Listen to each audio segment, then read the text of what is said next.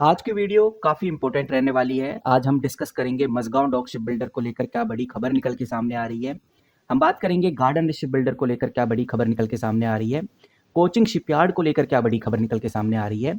और आज है गाइस 5 फरवरी 2026। आप देख सकते हैं तीनों कंपनीज में आपको एक जबरदस्त डाउनफॉल देखने को मिल रहा है। सबसे बड़ी बात, ये डाउनफॉल कब तक रहेगा। सबसे इंपॉर्टेंट बात कि अभी हो क्या रहा है मार्केट में। यहाँ पर आप देखेंगे तो मैंने एक आर्टिकल खोला हुआ है, द इकोनॉमिक्स टाइम्स का ये आर्टिकल है। और ये आर्टिकल पब्लिश किया गया था 5 फरवरी 2026 को। यहाँ पर आपको एक क्लियरली अपडेट देखने को मिलती है। ये जो यूनियन मिनिस्टर है यानी सर्बानंद सोनोवाल ने जो भी बातें कही हैं, ये मान के चलिए garden Shipbuilder, Cochin shipyard और मझगांव डॉक शिप बिल्डर के लिए नए रास्ते खोलने वाली हैं। मिनिस्टर ने यहाँ पर बहुत साफ कर दिया है, फाइनल ईयर 2026 से लेकर 2027 के बिटवीन में, यानी कि जो आने वाली अप्रैल है, इसी में सरकार का फोकस रिफॉर्म से हटकर एग्जीक्यूशन पर हो जाएगा। वहीं 5 बड़े क्लस्टर तमिलनाडु के अंदर जल्द से जल्द लगने वाले हैं। इसका मतलब साफ है कि इन बड़ी कंपनीज में अब कंपोनेंट्स और सप्लायर सस्ती मिलने वाली है। और वहीं सरकार ने इस बार जो बजट में 10,000 करोड़ की स्कीम निकाली है, इससे भारत हर साल 1 मिलियन से ज्यादा कंटेनर बनाने वाला है। इसमें कोचिंग शिपयार्ड जैसी कंपनीज को नए बिजनेस मिलने वाले हैं। वहीं मिनिस्टर ने यह भी बोला है कि इन इंसेंटिव स्कीम की वजह से इंडियन यार्ड्स अब ग्लोबल टेंडर्स के अंदर अग्रेसिव बिडिंग करके अब ऑर्डर जीतने वाले हैं। तो ये तो गाइस वो बातें हो गई जो कि आर्टिकल्स में, खबरों में हमें देखने को मिल रही हैं। लेकिन आज अगर आप देखेंगे मझगांव डॉक शिप बिल्डर कुछ खास परफॉर्मेंस में नहीं है। गार्डन शिप बिल्डर लगभग 2 से 3% के डाउनफॉल में है।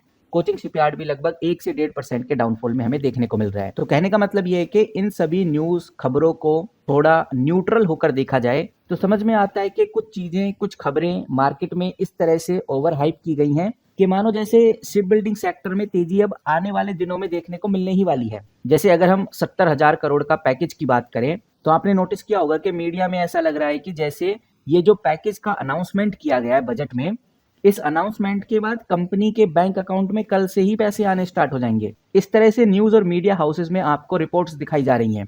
लेकिन जो रियलिटी है, ये जो 70,000 करोड़ का पैकेज है, ये पूरे 10 साल के लिए है। हर साल बजट से थोड़ा थोड़ा करके इसको रिलीज किया जाएगा।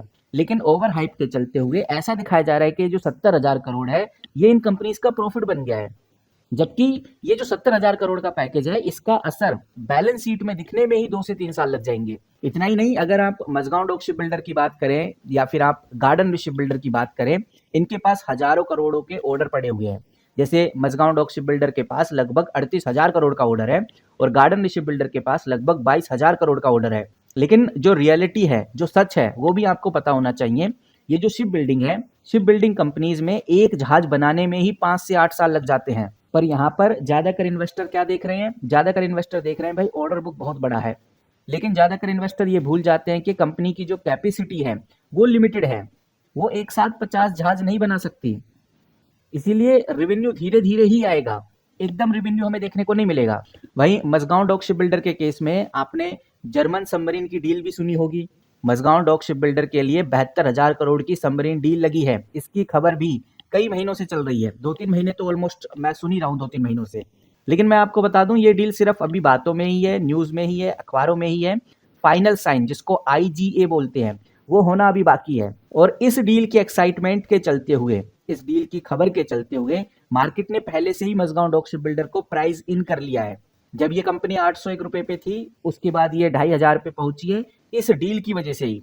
और जब तक ये डील फाइनल साइन नहीं होती, स्टॉक में कोई नया बड़ा मूव आना बड़ा मुश्किल है, ये आप मान के चलिए। बाकी आपको किन बातों का ध्यान रखना है वो भी मैं आपके सामने रखना चाहूंगा।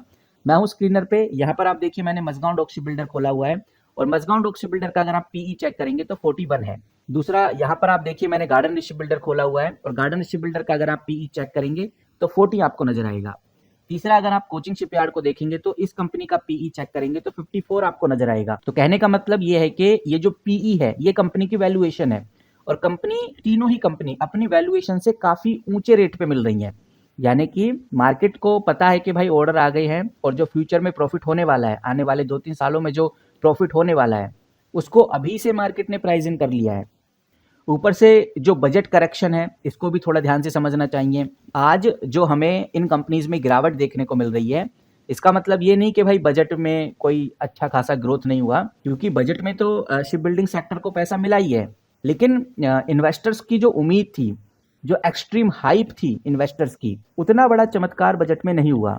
तो उसका भी एक बड़ा रीजन है कि Mazagon Dock Shipbuilder, Cochin Shipyard या गार्डन शिप बिल्डर में कोई बड़ी उछाल देखने को नहीं मिली है। और वहीं एक और बड़ी खबर अगर हम देखें तो यहाँ पर आप देखिए, ये आर्टिकल भी 5 फरवरी को ही पब्लिश किया गया है। यहाँ पर आपको एक अपडेट देखने को मिलेगी जो हमें समझ कर चलनी चाहिए, पता होना चाहिए, इसीलिए मैं ये अपडेट आपके सामने रख रहा हूँ। बल्कि ये जो अपडेट है भारत की शिप बिल्डिंग सेक्टर को लेकर नहीं है, और इस अपडेट में चाइना और ताइवान को लेकर बहुत बड़ी डील को लेकर बात की गई है, जो भारत के लिए एक अलर्ट की तरह है, ये आप समझिए। ताइवान की एक मसूर कंपनी है, मसूर शिप बिल्डिंग कंपनी है, जिसका नाम एवरग्रीन मरीन है, जिसने चाइना की सबसे पॉपुलर कंपनी को 16 नए कंटेनर वेसल्स बनाने का ऑर्डर दिया है। और ये बात हमें समझनी चाहिए कि भारत अभी भी शिप बिल्डिंग सेक्टर में ग्लोबल लेवल पे काफ़ी नीचे है। जहां चाइना ग्लोबली लेवल पर हजारों करोड़ों के ऑर्डर अकेले ले जाता है, हजारों करोड़ों के ऑर्डर अकेले संभाल भी लेता है, वहां इंडिया की कंपनी अभी इस लेवल पे काम नहीं कर पा रही।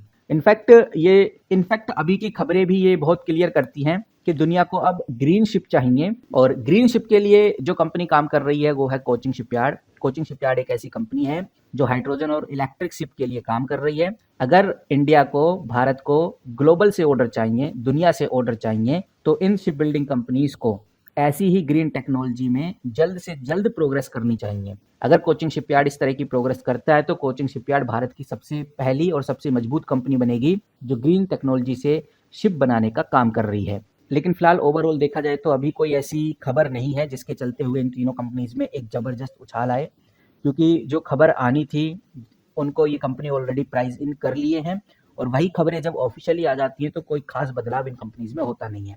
इसके पीछे का रीजन मैं आपको ऑलरेडी बता चुका हूँ कि कंपनी ऑलरेडी सभी प्रकार की न्यूज़ों को, जो भविष्य में होने वाले अपडेट्स हैं, उनको प्राइस इन ये कंपनीज कर चुकी हैं। और यहाँ पर अगर आप 5 दिन का रिकॉर्ड उठाकर देखते हैं तो 5 दिन में 4 से 5% का डाउनफॉल इस कंपनी ने किया है, और पूरे 1 महीने में 5% और पूरे 6 महीने में 16% तक ये कंपनी नीचे गिर गई है मझगांव डॉक शिप बिल्डर की अगर बात करें तो। वहीं गार्डन शिप बिल्डर की बात करें तो आज लगभग 2.5% का डाउनफॉल, 5 दिन में ये कंपनी लगभग 3 से 3.5% के डाउनफॉल पे, और पूरे 6 महीने में 7 से 8%। 1 साल का रिकॉर्ड देखेंगे तब कहीं जाके 60% की ग्रोथ इस कंपनी ने दिखाई है।